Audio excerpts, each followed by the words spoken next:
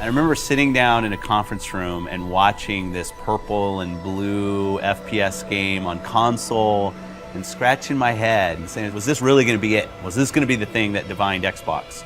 And obviously 10 years later, it proves that that was the kind of the seminal moment for us, the beginning of Halo as an Xbox game. Not only did Halo 1 bring the FPS to the console, it also brought story. Cortana. I've spent the last 12 hours cooped up. The combination really established sort of a new genre, if you will, of FPS console story expectation. Halo did a lot of really conventional storytelling through cinematics and cool voice acting and great music, obviously. But I think some of the storytelling that happens in Halo that's most inspiring to me is the storytelling that happens through the environment and the sandbox. While you were hit with all this great fiction that you could really kind of delve into and try to understand more about, at the same time you could just pick it up and play. All of that kind of came together to make a game that had not necessarily was completely different than what previous shooters had done, but got all of its individual formulas so excellently perfect. You had this incredible first-person shooter experience that I don't think anyone had ever even come close to before it. Halo was the beginning of me playing console games with my friends, and that's still how I always think about it.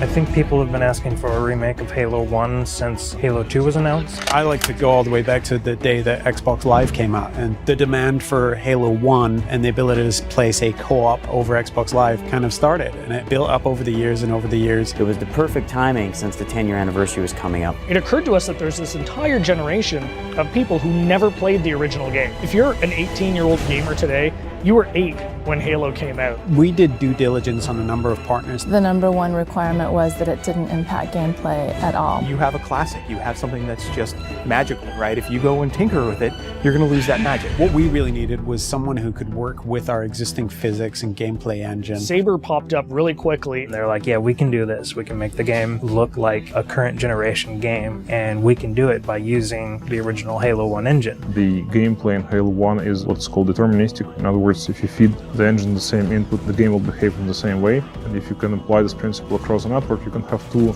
game worlds completely in sync. So rather than simulate Halo's original gameplay or Halo's original physics, we're able to actually use them completely. So the car is nice and shiny, but the engine is fairly old, but so we had to make sure that it all kind of fits together. And then we had to speed up the engine to make sure it works in today's world. We've done some deliberate things. The library is easier to navigate now. We use lighting and textures to make it a little bit simpler. The pillars are covered in holograms on one side, or they're more decorated on the other side. From what we've noticed, it actually seems to help people that aren't familiar with the library figure out where they're going. Truth and Reconciliation is one of the best examples I can give. If you come to that first interaction and then you make your way towards a cliff, you can look up and see this unbelievable skybox. And so having all these updated graphics has really made the game, to me, just more immersive. I still remember the first time I saw someone switch to graphics. I didn't know that was actually going to be a feature until I saw someone do it. In a lot of ways, it was a very, very fine balancing act. Because again, we're running all the original Halo 1 animations, so it's the original Halo 1 skeletons for those characters needed to be rebound into the updated meshes that we had brought over from Halo Reach and from Halo 3. For example, the Elite actually has an elongated neck, so they're a little bit more squat and compact. Cracking the case in 30 seconds.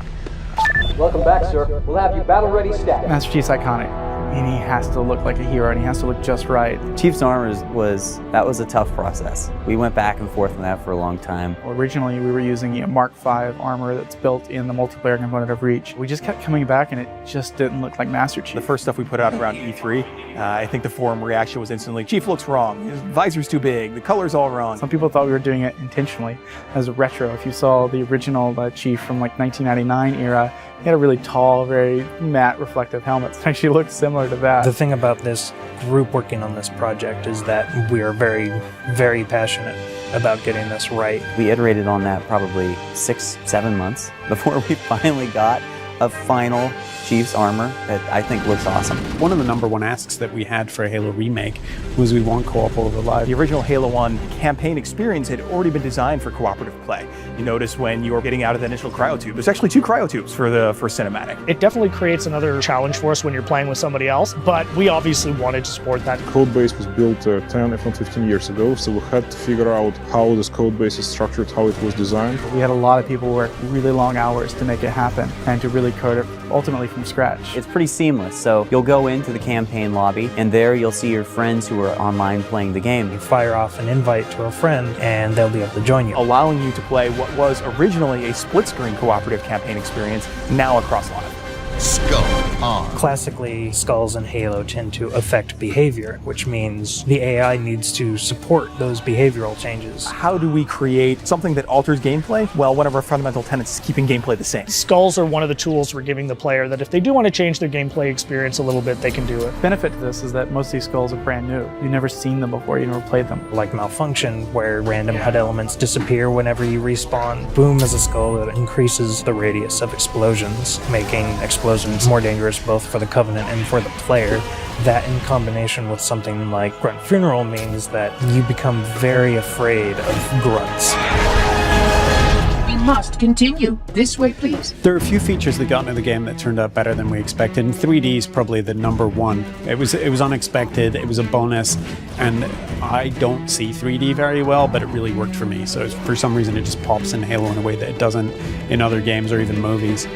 Yeah, I'd say the feature that surprised me the most was Connect. So we've got a number of voice commands throughout the course of the game. Things like grenade, reload. At a point during the game when you're playing, you can say analyze, and this mode comes up where you can almost capture items. So you move your cursor over, say, an elite or a grunt, and in the library, you can go in there and see the things you've captured, move the model around in 3D, and it gives you a bit of a breakdown and explanation of what those characters are.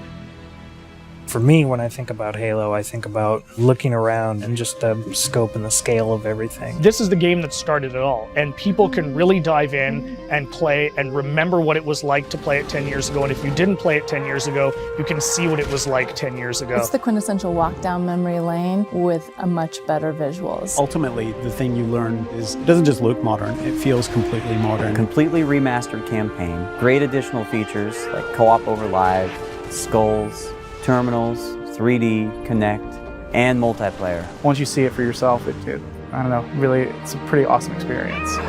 There's a lot of stuff in there for $40. We're actually really excited about the fact that there's so much there, and it's a real smorgasbord of stuff for people who enjoy Halo. One of the best values that you'll find this holiday season, by far. There's always been an aspect of Halo 1 multiplayer that was really, really strong, which was Halo 1 had this incredibly diverse set of maps. It really was this incredibly focused experience. It had this beautiful simplicity. It's not often that a game just addicts me like that, where I have to keep playing it. It was amazing to me just to see how our entire art team would just go down for entire evenings at a time, right? Just from 4 o'clock till 10 o'clock to just play Halo multiplayer.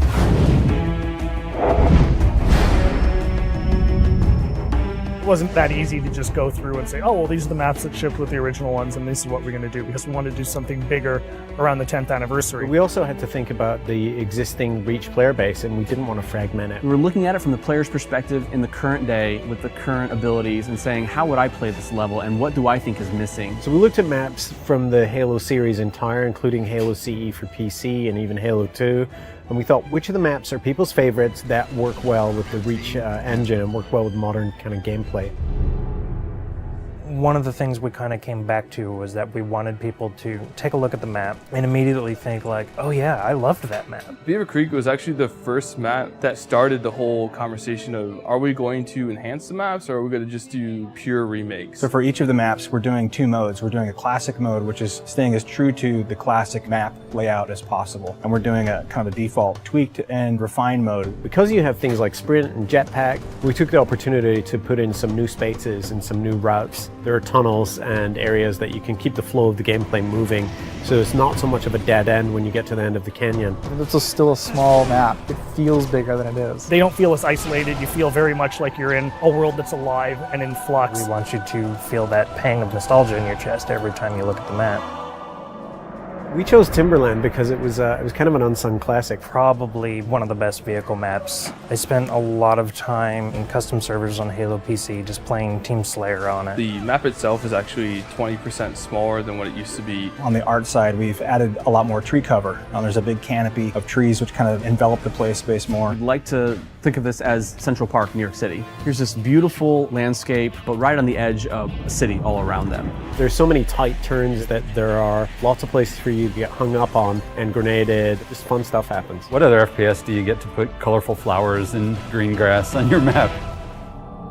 Another example of a map that was gray walls all the way through. Feel like you're just in a box with ramps. We decided to make it a prison by putting it in a place where it couldn't be accessed. We had to open up a lot of walls with windows. We even added glass to the floor. It's an interesting challenge to add navigation or even add new pathways that aren't dominated by jetpack in a purely vertical map. Added bridges and overhangs that change the flow of the map. We don't want to overdo it because if there's too much noise in a confined space, then the map gets just frustrating to navigate. The gameplay's still the same, but it makes you feel like you're in a much more dynamic world.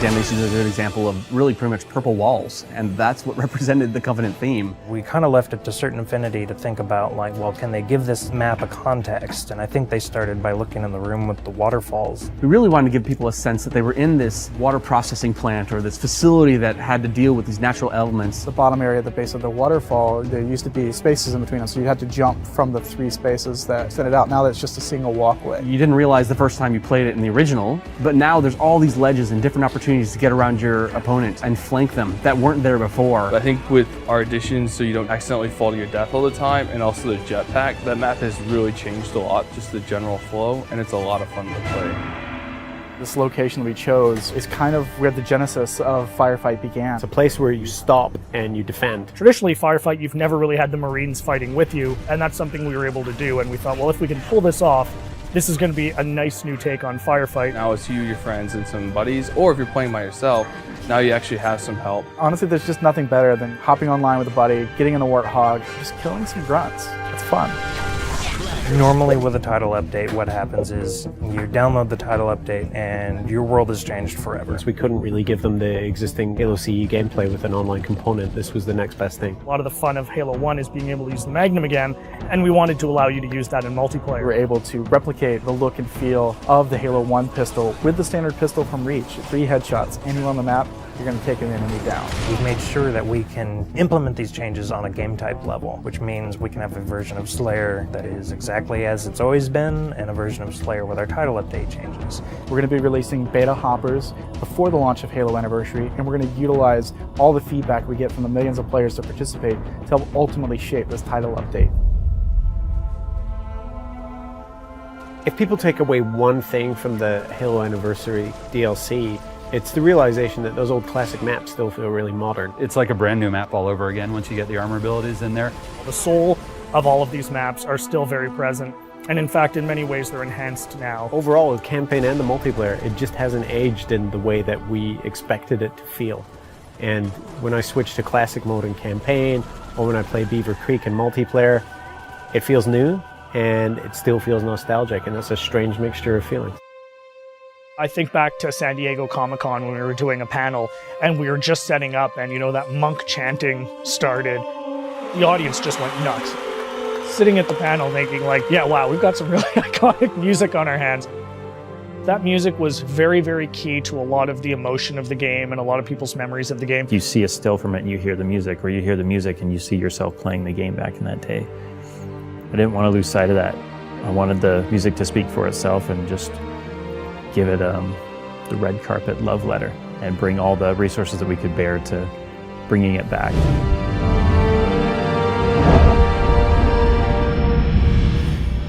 I really wanted to take what I had learned on Legends and to work with a partner that I had just had great success with in Pure Mind and Paul Lipson. I started formulating my plan of how to approach it. Halo is really near and dear to my heart.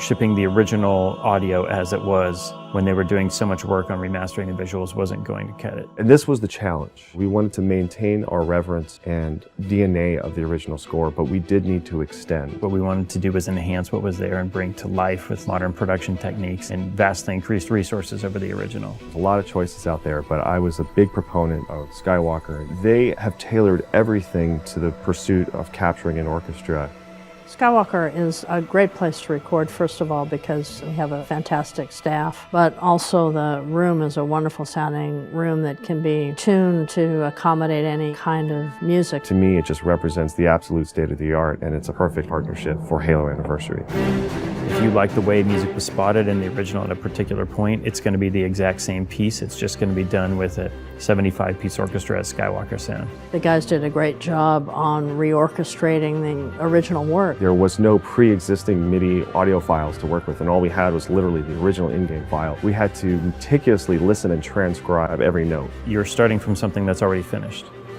and something that's iconic, something that's beloved. There's a lot of things that are exact, and there's a lot of things that are adaptations and in the spirit of the original. Synthesis was all done on gear that was available in 2000, 2001. We actually have a couple of guys on the team who are encyclopedic in their knowledge of old gear. They've been able to go back in, listen to what's there, find the exact synth, the exact patch, tune it to exactly how it sounds, and then re-perform it for this. Power of an orchestra and the way scores are being composed now has really raised the level of expectation, because it's much more of a real, tangible, visceral experience than it was in the past. At the heart of the music and at the heart of the story is Marty O'Donnell's original creation, and it's very respectful of that, but yet it still sounds new. You do have the option in the menu to just play the game to that original soundtrack, so if you do want to hear that music exactly the same as it was 10 years ago, you can still do that. We've got fans making this music, which means that when we are adapting this music, we're doing it from the standpoint of we play it, and we've been playing it for years, and we're just going to apply our sensibility as both a fan and as artists.